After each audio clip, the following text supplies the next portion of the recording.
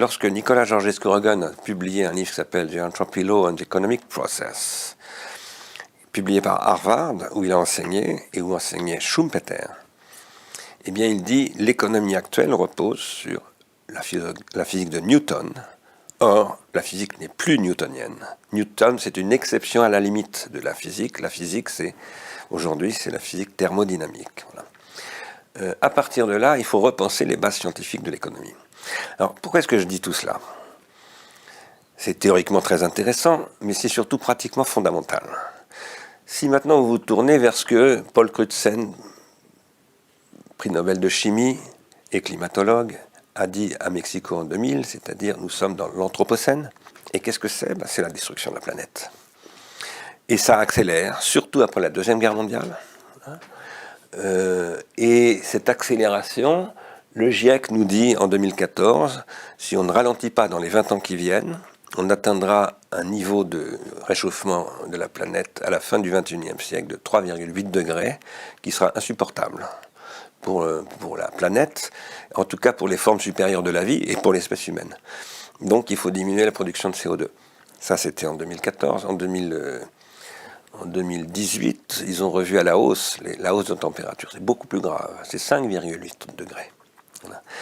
Et c'est une accélération qui fait que le secrétaire général de l'ONU donc a pris l'initiative d'un discours en disant maintenant il nous reste 10 ans parce qu'ils ont raccourci la durée de réaction. Il y a eu 13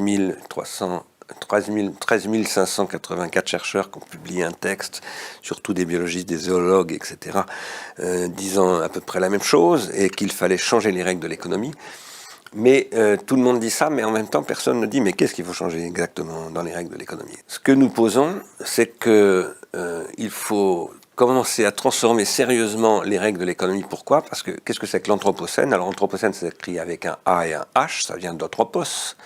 Donc Anthropocène, ça veut dire ère géologique dominée par l'homme, où l'homme est devenu le premier facteur de transformation des processus géologiques.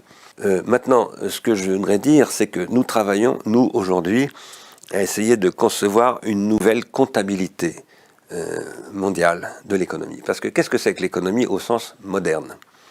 C'est une économie fondée sur la comptabilité.